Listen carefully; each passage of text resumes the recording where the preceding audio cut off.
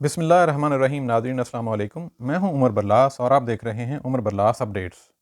ناظرین، آج کی شخصیت ہیں حضرت حذیفہ بن یمان رضی اللہ تعالیٰ عنہ۔ تم چاہو تو مہاجرین میں شامل ہو جاؤ اور اگر چاہو تو انصار میں شمولیت اختیار کر لو، تمہیں اختیار ہے، دونوں میں سے جو بھی پسند ہو اپنا لو۔ یہ ہیں وہ الفاظ جو رسول اللہ صلی اللہ علیہ وآلہ وسلم نے حضرت حذیفہ بن یمان رضی اللہ تعالیٰ عنہ سے اس وقت فرمائے تھے جب وہ پہل دربار رسالت مآب صلی اللہ علیہ وآلہ وسلم میں حاضر ہوئے۔ حضرت حذیفہ رضی اللہ تعالیٰ عنہ کے والد حضرت یمان رضی اللہ تعالیٰ عنہ مکی تھے۔ ان کا پورا نام حضرت حصیل بن جابر تھا اور قبیلہ بنی ابس سے تعلق رکھتے تھے۔ انہوں نے اپنے ہی قبیلے کے ایک آدمی کو قتل کر دیا تھا، جس کی وجہ سے وہ مکہ چھوڑنے اور یثرب میں پناہ لینے پر مجبور ہو گئے۔ وہاں انہوں نے قبیلہ بنی عبد الشہل کے ساتھ حلیفانہ معاہدہ کر لیا، پھر اسی خاندان میں شادی کر لی اور وہیں حضرت حذیفہ رضی اللہ تعالیٰ عنہ کی پیدائش ہوئی۔ بعد میں جب وہ موانع دور ہو گئے جو ان کی اور مکہ کی آمد و رفت کے درمیان حائل تھے تو وہ آزادی کے ساتھ وہاں آنے جانے لگے، لیکن ان کا قیام زیادہ تر مدینہ ہی میں رہتا، اور جب آفتاب اسلام جزیرہ نمائے عرب پر ذو فگن ہوا تو حضرت یمان رضی اللہ تعالیٰ عنہ بنو ابس کے 10 افراد پر مشتمل اس وفد کے ایک رکن تھے جس نے بارگاہ نبوت صلی اللہ علیہ وآلہ وسلم میں باریاب ہو کر اپنے اسلام کا اعلان کیا تھا۔ یہ واقعہ ہجرت نبوی صلی اللہ علیہ وآلہ وسلم سے پہلے کا ہے۔ اس طرح حضرت حذیفہ رضی اللہ تعالیٰ عنہ اپنی اصل کے اعتبار سے مکی اور پیدائش و پرورش کے لحاظ سے مدنی تھے۔ ان کی پرورش و پرداخت ایک مسلم گھرانے میں ایک ایسے مسلمان والدین کی آغوش میں ہوئی تھی جو ابتدا ہی سے اسلام کے ٹھنڈے اور خوشگوار سائے میں آ گئے تھے۔ اس طرح حضرت حذیفہ رضی اللہ تعالیٰ عنہ حضور صلی اللہ علیہ وآلہ وسلم کے دیدار سے مشرف ہونے سے قبل ہی دائرہ اسلام میں داخل ہو چکے تھے۔ حضرت حذیفہ رضی اللہ تعالیٰ عنہ رسول کریم صلی اللہ علیہ وآلہ وسلم کی ملاقات کے بے حد مشتاق تھے۔ اسلام لانے کے بعد سے وہ حضور صلی اللہ علیہ وآلہ وسلم کے حالات اور اوصاف کے متعلق لوگوں سے برابر پوچھتے رہتے اور ان کے دل میں آتش شوق دیدار و زیارت ہمیشہ بھڑکتی رہتی تھی۔ آخر کار سمند شوق پر سوار وہ آپ صلی اللہ علیہ وآلہ وسلم کی ملاقات کے لیے مدینہ جا پہنچے اور بارگاہ نبوت صلی اللہ علیہ وآلہ وسلم میں حاضر ہوتے ہی دریافت کیا: اللہ کے رسول صلی اللہ علیہ وآلہ وسلم، میں مہاجر ہوں یا انصاری؟ تم چاہو تو مہاجرین میں شامل ہو جاؤ اور اگر چاہو تو انصار میں شمولیت اختیار کر لو، تمہیں اختیار ہے، دونوں میں سے جو بھی پسند ہو اپنا لو۔ آپ صلی اللہ علیہ وآلہ وسلم نے فرمایا: یا رسول صلی اللہ علیہ وآلہ وسلم، میں انصاری ہوں۔ حضرت حذیفہ رضی اللہ تعالیٰ عنہ نے فیصلہ کن لہجہ میں کہا۔ جب رسول کریم صلی اللہ علیہ وآلہ وسلم ہجرت کر کے مدینے پہنچے تو حضرت حذیفہ رضی اللہ تعالیٰ عنہ نے حضور صلی اللہ علیہ وآلہ وسلم کی صحبت اختیار کر لی۔ وہ سائے کی طرح آپ صلی اللہ علیہ وآلہ وسلم کے ساتھ لگے رہتے اور غزوہ بدر کے سوا تمام غزوات میں حضور اکرم صلی اللہ علیہ وآلہ وسلم کے ساتھ شریک رہے۔ غزوہ بدر میں اپنی عدم شرکت کی وجہ انہوں نے خود ان الفاظ میں بیان کی ہے: میں اس وقت اپنے والد کے ساتھ ایک ضرورت سے مدینے سے باہر گیا ہوا تھا، وہاں کفار قریش نے ہم دونوں کو گرفتار کر لیا اور پوچھا کہ تم لوگ کہاں جا رہے ہو؟ ہم نے کہا مدینہ۔ انہوں نے پوچھا کیا تم لوگ محمد صلی اللہ علیہ وآلہ وسلم کے پاس جانا چاہتے ہو؟ ہم نے جواب دیا ہم مدینہ جانا چاہتے ہیں، اور پھر وہ ہم کو اس شرط پر رہا کرنے پر آمادہ ہوئے کہ ہم ان سے اس بات کا عہد کریں کہ نہ ہم ان کے خلاف محمد صلی اللہ علیہ وآلہ وسلم کی مدد کریں گے، نہ جنگ میں ان کا ساتھ دیں گے۔ یہ عہد لے کر جب انہوں نے ہم کو رہا کیا تو ہم نے مدینے پہنچ کر رسول اللہ صلی اللہ علیہ وآلہ وسلم کو اس صورتحال سے آگاہ کیا اور آپ صلی اللہ علیہ وآلہ وسلم سے دریافت کیا کہ ایسی حالت میں ہم کیا کریں۔ رسول اللہ صلی اللہ علیہ وآلہ وسلم نے ہم کو اپنا عہد پورا کرنے اور ان کے خلاف خدائے تعالیٰ سے استعانت کی تاکید فرمائی۔ جنگ احد میں حضرت حذیفہ رضی اللہ تعالیٰ عنہ اور ان کے والد حضرت یمان رضی اللہ تعالیٰ عنہ دونوں نے شرکت کی۔ حضرت حذیفہ رضی اللہ تعالیٰ عنہ نے اس میں خوب داد شجاعت دی اور اختتام جنگ کے بعد صحیح سالم واپس لوٹے، لیکن ان کے والد حضرت یمان رضی اللہ تعالیٰ عنہ نے جام شہادت نوش فرمایا، مگر ان کو یہ سعادت مشرکین کے بجائے مسلمانوں کی تلوار سے حاصل ہوئی۔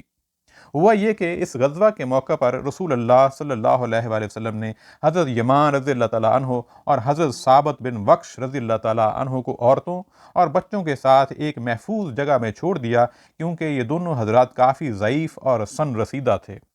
جب مارکا کارزار گرم ہوا تو حضرت یمان رضی اللہ تعالیٰ عنہ نے اپنے ساتھی سے کہا، ہم کس بات کے منتظر ہیں؟ خدا کی قسم اب ہماری عمر کا بہت قلیل حصہ باقی رہ گیا ہے، ہم بہت جلد اپنی مدت حیات پوری کرنے والے ہیں، کیوں نہ ہم اپنی تلواریں لے کر رسول اللہ صلی اللہ علیہ وآلہ وسلم کے ساتھ جنگ میں شریک ہو جائیں، ممکن ہے خدائے تعالی ہم کو دولت شہادت سے بہرہ ور فرمائے۔ پھر وہ دونوں اپنی اپنی تلواریں لے کر دشمن پر ٹوٹ پڑے۔ حضرت ثابت بن وقش رضی اللہ تعالیٰ عنہ کو تو مشرکین کے ہاتھوں شہادت نصیب ہوئی، مگر حضرت یمان رضی اللہ تعالیٰ عنہ پر نادانستگی میں مسلمانوں کی تلواریں برسنے لگیں۔ حضرت حذیفہ رضی اللہ تعالیٰ عنہ میرے والد پکارتے رہ گئے، مگر کسی نے ان کی آواز پر دھیان نہ دیا، اور بوڑھے یمان رضی اللہ تعالیٰ عنہ اپنے ساتھیوں کی تلواروں سے زخمی ہو کر گرے اور گوہر مقصود اپنے دامن میں سمیٹے بارگاہ خدا بندی میں حاضر ہو گئے۔ اور حضرت حذیفہ رضی اللہ تعالیٰ عنہ صرف اتنا کہہ کر رہ گئے کہ اللہ تعالیٰ تم لوگوں کی مغفرت کرے، وہ ارحم الراحمین ہے۔ پھر رسول اللہ صلی اللہ علیہ وآلہ وسلم نے چاہا کہ بیٹے کو اس کے باپ کی دیت ادا کریں، مگر حضرت حذیفہ رضی اللہ تعالیٰ عنہ نے یہ کہہ کر دیت لینے سے معذرت کر دی کہ وہ شہادت کے طالب تھے اور ان کی مطلوبہ چیز ان کو حاصل ہو گئی۔ خدایا تو گواہ رہنا، میں نے اپنے باپ کی دیت کو مسلمانوں پر صدقہ کر دیا۔ اس اعلیٰ ظرفی اور کشادہ دلی نے رسول اللہ صلی اللہ علیہ وآلہ وسلم کی بارگاہ میں ان کا مرتبہ اور بلند کر دیا۔ رسول اللہ صلی اللہ علیہ وآلہ وسلم کا طریقہ یہ تھا کہ وہ صحابہ کرام رضی اللہ تعالیٰ عنہ کی صلاحیتوں کو بھانپ کر ان کے اندر پوشیدہ اور مخفی صلاحیتوں سے ان کے حسب استعداد کام لیا کرتے تھے۔ آپ صلی اللہ علیہ وآلہ وسلم نے جب اس پہلو سے حضرت حذیفہ رضی اللہ تعالیٰ عنہ کو جانچا تو ان کے اندر 3 اعلیٰ ترین اور غیر معمولی خوبیوں کا انکشاف ہوا۔ ایک تو غیر معمولی ذہانت، جس سے کام لے کر وہ مشکل سے مشکل مسائل کو بآسانی حل کر لیا کرتے تھے۔ دوسری زود فہمی اور حاضر دماغی، جس کے ذریعہ وہ بہت جلد معاملے کی تہ تک پہنچ جاتے۔ اور تیسری چیز تھی رازداری، جس پر وہ سختی کے ساتھ کاربند تھے۔ مدینے میں رسول اللہ صلی اللہ علیہ وآلہ وسلم اور مسلمانوں کے سامنے سب سے مشکل اور ان کے لیے سب سے زیادہ پریشان کن مسئلہ یہ تھا کہ یہودیوں اور ان کے ہم خیال مشرکین میں منافقین کا ایک گروہ موجود تھا جو اپنی گھناؤنی سازشوں اور مکروہ ریشہ دوانیوں کے ذریعہ نبی کریم صلی اللہ علیہ وآلہ وسلم اور مسلمانوں کی راہ میں طرح طرح کی مشکلات کھڑی کرتا رہتا تھا۔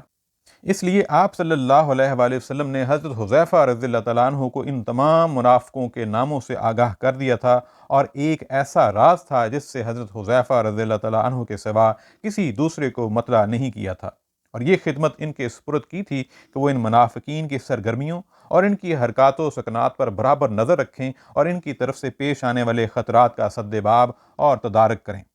اسی وجہ سے حضرت حذیفہ رضی اللہ تعالیٰ عنہ رازدان رسول صلی اللہ علیہ وآلہ وسلم کے لقب سے مشہور ہو گئے۔ یوں تو رسول اللہ صلی اللہ علیہ وآلہ وسلم مختلف مواقع پر بہت سی اہم اور نازک ذمہ داریوں کی ادائیگی میں حضرت حذیفہ رضی اللہ تعالیٰ عنہ کا تعاون حاصل کرتے رہتے تھے، لیکن سب سے مشکل اور خطرناک ذمہ داری جس میں ان کی ذہانت، زود فہمی اور رازداری کا زبردست امتحان تھا، اس وقت ان کے حوالے کی گئی تھی جب غزوہ خندق کے موقع پر دشمن نے ہر طرف سے مسلمانوں کا محاصرہ کر رکھا تھا، اور محاصرے کے طول پکڑ جانے کی وجہ سے مسلمانوں کی پریشانیاں اپنی انتہا کو پہنچ گئی تھیں، یہاں تک کہ آنکھیں پتھرا گئیں اور کلیجے منہ کو آنے لگے، اور کتنے ہی مسلمان خدا کے متعلق بدگمانی میں مبتلا ہو گئے۔ مسلمانوں کی تو یہ حالت تھی، لیکن قریش اور ان کے حلیف مشرک قبائل کی حالت بھی ان سخت گھڑیوں میں مسلمانوں سے بہتر نہیں تھی۔ ان کے قدم ڈگمگا گئے، خدائے تعالیٰ نے ان کے اوپر تیز آندھی کا عذاب مسلط کر دیا تھا، جس سے ان کے خیمے الٹ گئے، دیگیں اوندھی ہو گئیں اور ان کے چولہے بجھ گئے۔ ہوا کے تیز جھکڑوں نے ان کے چہروں پر کنکریوں کی بوچھاڑ کر دی اور ان کی آنکھوں اور نتنوں کو گرد و غبار سے بھر دیا۔ جنگ کے ان نازک اور فیصلہ کن لمحات میں جو فریق گھبرا کر صبر و ثبات کا دامن ہاتھوں سے چھوڑ دیتا ہے، وہ خائب و خاسر اور ناکام و نامراد رہتا ہے، اور وہ فریق جو ضبط و تحمل سے کام لیتا ہے اور گروہ مخالف کے راہ فرار اختیار کرنے کے بعد تک محاذ پر ڈٹا رہتا ہے، فتح مند اور کامران ہوتا ہے۔ اور ایسے لمحات میں جو جنگ کے انجام پر فیصلہ کن طور پر اثر انداز ہوتے ہیں، برتری اسی فریق کو حاصل ہوتی ہے جو فریق ثانی کے حالات سے مکمل طور پر آگاہی حاصل کر کے اپنے موقف کا تعین کرتا اور نقشہ جنگ کو ترتیب دیتا ہے۔ اس لیے رسول اللہ صلی اللہ علیہ وآلہ وسلم کو حضرت حذیفہ رضی اللہ تعالیٰ عنہ کی صلاحیتوں اور ان کے تجربات سے کام لینے کی ضرورت محسوس ہوئی، اور آپ نے طے کیا کہ کوئی آخری اور فیصلہ کن قدم اٹھانے سے پہلے ان کو رات کی تاریکی میں دشمن کے کیمپ میں بھیج کر اس کے حالات معلوم کر لیں۔ تنہا دشمن کے کیمپ میں جانا موت کے منہ میں جانے کے مترادف تھا، لیکن جذبہ اطاعت و جان سپاری کی رہنمائی میں حضرت حذیفہ رضی اللہ تعالیٰ عنہ نے اس مہم کو کس طرح انجام دیا، اس کو انہوں نے خود اپنے الفاظ میں یوں بیان فرمایا ہے: اس رات ہم لوگ صفیں باندھے محاذ پر ڈٹے ہوئے تھے، ابو سفیان اور اس کے ساتھی مشرکین ہم سے بالائی جانب صفا راہ تھے، اور بنو قریظہ کے یہودی ہم سے نشیب کی طرف تھے۔ ہم لوگوں کو بنو قریظہ کے ان یہودیوں سے اپنے اہل و عیال کے متعلق سخت خطرات لاحق تھے۔ وہ رات ظلمت، ٹھنڈک اور ہواؤں کی شدت کے لحاظ سے محاصرے کی شدید ترین رات تھی۔ ہوائیں اس طرح گرج رہی تھیں جیسے وہ کانوں کے پردے پھاڑ ڈالیں گی، اور تاریکی کا یہ عالم تھا کہ ہم کو اپنے ہاتھ نہیں دکھائی دیتے تھے۔ ایسی سخت گھڑیوں میں منافقین رسول اللہ صلی اللہ علیہ وآلہ وسلم سے اپنے اپنے گھر لوٹ جانے کی اجازت مانگنے لگے۔ وہ کہتے کہ ہمارے مکانات دشمن کے سامنے کھلے پڑے ہیں، حالانکہ وہ کھلے ہوئے نہ تھے، تو منافقین میں سے جو بھی آپ صلی اللہ علیہ وآلہ وسلم سے جانے کی اجازت مانگتا، آپ صلی اللہ علیہ وآلہ وسلم اسے اجازت مرحمت فرما دیتے۔ یہاں تک کہ محاذ پر صرف تقریباً 300 آدمی رہ گئے تھے۔ اس وقت نبی کریم صلی اللہ علیہ وآلہ وسلم اپنی جگہ سے اٹھ کھڑے ہوئے اور ایک ایک کر کے ہم میں سے ہر شخص کے پاس تشریف لائے۔ آپ صلی اللہ علیہ وآلہ وسلم میری طرف بھی آئے۔ اس وقت ٹھنڈک سے بچاؤ کے لیے میرے پاس صرف بیوی کی ایک ہلکی سی چادر تھی جو میرے گھٹنوں تک بھی نہیں پہنچتی تھی۔ حضور اکرم صلی اللہ علیہ وآلہ وسلم میرے قریب آئے۔ میں زمین پر گھٹنوں کے بل بیٹھا ہوا تھا۔ آپ صلی اللہ علیہ وآلہ وسلم نے پوچھا، کون ہے؟ حذیفہ، میں نے جواب دیا۔ حذیفہ، آپ صلی اللہ علیہ وآلہ وسلم نے فرمایا۔ میں فاقے اور سردی کی شدت کے مارے زمین کی طرف سمٹ گیا اور بولا، ہاں اے اللہ کے رسول صلی اللہ علیہ وآلہ وسلم، میں حذیفہ ہوں، حذیفہ بن یمان۔ آپ صلی اللہ علیہ وآلہ وسلم مجھ سے اور قریب آ گئے اور سرگوشی کے انداز میں فرمایا، تم چپکے سے دشمن کے کیمپ میں جاؤ اور اس کے حالات معلوم کر کے مجھے آگاہ کرو۔ حکم سن کر انتہائی خوف اور سخت ٹھنڈک کے باوجود میں نے موت کی وادی کی سمت قدم اٹھا دیے، اور آپ صلی اللہ علیہ وآلہ وسلم کی زبان مبارک سے میرے لیے دعا کے الفاظ نکلے، جس کا ترجمہ ہے: خدایا اس کی حفاظت فرما، اس کے سامنے سے، اس کے پیچھے سے، اس کے دائیں سے، اس کے بائیں سے، اس کے اوپر سے اور اس کے نیچے سے۔ رسول اللہ صلی اللہ علیہ وآلہ وسلم کی دعا کے یہ الفاظ ابھی ختم بھی نہیں ہونے پائے تھے کہ اللہ تعالیٰ نے میرے دل سے خوف اور میرے جسم سے ٹھنڈک کے اثرات کو زائل کر دیا۔ جب میں جانے کے لیے مڑا تو رسول اللہ صلی اللہ علیہ وآلہ وسلم نے مجھے پکارا اور فرمایا، حذیفہ، دیکھو ان کے کیمپ میں پہنچ کر کوئی اقدام نہ کرنا۔ میں نے کہا، بہت اچھا، اور خاموشی کے ساتھ تاریکی کے پردے میں چلتا ہوا مشرکین کے لشکر میں پہنچ گیا اور ان کے درمیان اس طرح گل مل گیا گویا میں انہی کا ایک فرد ہوں۔ میرے پہنچنے کے کچھ ہی دیر کے بعد ابو سفیان ان کے درمیان تقریر کرنے کے لیے کھڑا ہوا۔ اس نے کہا، قریش کے لوگوں، میں تم سے ایک بات کہنا چاہتا ہوں، مگر مجھے اس بات کا اندیشہ ہے کہ کہیں یہ بات محمد تک نہ پہنچ جائے، اس لیے تم میں سے ہر شخص اپنے بغل والے کو اچھی طرح سے دیکھ لے۔ میں نے اپنے پہلو میں بیٹھے آدمی کا ہاتھ پکڑا، اس سے پوچھا کہ تم کون ہو؟ اس نے کہا، فلاں ابن فلاں، اور پھر ابو سفیان نے تقریر کا سلسلہ آگے بڑھایا۔ قریش کے لوگوں، اب تمہارے لیے یہاں مزید ٹھہرنے کی کوئی گنجائش نہیں رہ گئی ہے۔ تم دیکھ ہی رہے ہو کہ ہمارے جانور ہلاک ہوتے جا رہے ہیں، بنو قریظہ کے یہودی ہم سے کنارہ کش ہو چکے ہیں، اور تند و تیز ہواؤں کے ہاتھوں جن پریشانیوں اور مصیبتوں کا سامنا ہمیں کرنا پڑ رہا ہے، ان کا بھی تم مشاہدہ کر رہے ہو۔ اس لیے اب بہتر یہی ہے کہ تم یہاں سے کوچ کر چلو، میں خود بھی واپس جا رہا ہوں۔ یہ کہہ کر وہ اپنے اونٹ کے پاس آیا، اس کے گھٹنے سے بندھی ہوئی رسی کھولی اور اس پر سوار ہو گیا۔ پھر اسے ایک اوڑا رسید کر دیا۔ اونٹ اچھل کر کھڑا ہو گیا اور اپنے سوار کو لے کر روانہ ہو گیا۔ اگر رسول اللہ صلی اللہ علیہ وآلہ وسلم نے واپسی سے پہلے مجھے کسی اقدام سے روک نہ دیا ہوتا تو اس وقت تیر مار کر ابو سفیان کو قتل کر ڈالنا میرے لیے بہت آسان تھا۔ اس کے بعد جب میں نبی کریم صلی اللہ علیہ وآلہ وسلم کی خدمت میں واپس آیا تو دیکھا آپ صلی اللہ علیہ وآلہ وسلم ازواج مطہرات میں سے کسی کی چادر اوڑھے نماز میں مشغول ہیں۔ آپ صلی اللہ علیہ وآلہ وسلم نے مجھے دیکھا تو اپنے قریب بلایا۔ میں جا کر آپ صلی اللہ علیہ وآلہ وسلم کے قدموں میں بیٹھ گیا اور آپ صلی اللہ علیہ وآلہ وسلم نے میرے اوپر اپنی چادر کا ایک کنارہ ڈال دیا۔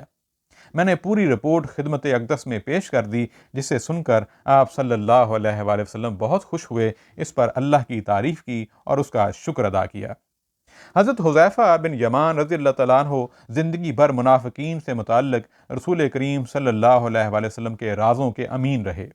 خلفائے راشدین منافقوں کے متعلق ہمیشہ ان کی طرف رجوع کرتے رہتے، حتیٰ کہ حضرت عمر بن خطاب رضی اللہ تعالیٰ عنہ کا تو یہ حال تھا کہ جب بھی کسی مسلمان کا انتقال ہوتا تو وہ لوگوں سے دریافت کرتے کہ حذیفہ رضی اللہ تعالیٰ عنہ اس کی نماز جنازہ میں شریک ہیں؟ اگر جواب اس بات میں ہوتا تو وہ بھی شریک جنازہ ہوتے، بصورت دیگر انہیں اس کے مومن مخلص ہونے میں شک ہو جاتا اور نماز جنازہ نہ پڑھتے۔ ایک بار حضرت عمر فاروق رضی اللہ تعالیٰ عنہ نے حضرت حذیفہ رضی اللہ تعالیٰ عنہ سے دریافت کیا کہ میرے گورنروں میں کوئی منافق ہے؟ حضرت حذیفہ رضی اللہ تعالیٰ عنہ نے کہا، ہاں ایک ہے۔ حضرت عمر رضی اللہ تعالیٰ عنہ نے پوچھا کون؟ مگر حضرت حذیفہ رضی اللہ تعالیٰ عنہ نے اس کا نام بتانے سے معذرت کر دی۔ حضرت حذیفہ رضی اللہ تعالیٰ عنہ کا بیان ہے کہ اس کے چند ہی دنوں کے بعد حضرت عمر رضی اللہ تعالیٰ عنہ نے اس عمل کو معزول کر دیا جیسے انہیں اس کی نشاندہی کر دی گئی ہو۔ شاید کچھ لوگوں کو یہ بات نہ معلوم ہو کہ حضرت حذیفہ رضی اللہ تعالیٰ عنہ نہامد، دینور، ہمدان اور رے کے فاتح تھے، اور تمام مسلمانوں کو ایک مصحف پر جمع کیے جانے کے محرک بھی یہی حضرت حذیفہ رضی اللہ تعالیٰ عنہ تھے۔ مگر ان تمام خدمات اور عظیم الشان کارناموں کے باوجود خدا کے خوف اور اس کی گرفت سے ہمیشہ لرزہ برندام رہتے تھے۔ جب ان کا مرض الموت شدت اختیار کر گیا اور وقت موعود قریب آ پہنچا تو کچھ صحابہ کرام رضی اللہ تعالیٰ عنہم رات کے پچھلے پہر ان کی عیادت کو تشریف لائے۔ حضرت حذیفہ رضی اللہ تعالیٰ عنہ نے دریافت فرمایا کہ یہ کون سا وقت ہے؟ جب ان کو بتایا گیا کہ اب صبح ہونے ہی والی ہے تو فرمایا، میں خدا کی پناہ مانگتا ہوں اس صبح سے جو مجھے جہنم میں پہنچا دے گی۔ پھر پوچھا کفن لائے ہو؟ کہا گیا ہاں۔ تو فرمایا، دیکھو میرے کفن میں غلو سے کام نہ لینا، اگر خدائے تعالیٰ کے یہاں میرے لیے خیر ہے تو وہاں مجھے اس سے اچھا لباس مل جائے گا۔ پھر کہنے لگے، خدایا تو جانتا ہے کہ میں ہمیشہ فقر کو غنا پر، تواضع کو تکبر پر اور موت کو زندگی پر ترجیح دیتا رہا۔ پھر ان کی زبان سے آخری الفاظ ادا ہوئے جس کا ترجمہ ہے، موت کو خوش آمدید دوست، بڑے چاؤ سے آیا ہے، جو اس سے شرمندہ ہوا وہ کامیاب نہیں ہو سکتا۔ اور طائر روح قفس خاکی کو چھوڑ کر اپنے ابدی اور دائمی عاشیانے کی طرف پرواز کر گیا۔ انا للہ و انا الیہ راجعون۔ خدائے تعالیٰ حضرت حذیفہ بن یمان رضی اللہ تعالیٰ عنہ پر رحم فرمائے، وہ اپنی طرز کے ایک نرالے شخص تھے۔ ناظرین، آج اتنا ہی، انشاءاللہ پھر کسی اور دن کسی اور شخصیت کے ساتھ حاضر ہوں گے۔ اپنا خیال رکھیے گا۔ السلام علیکم۔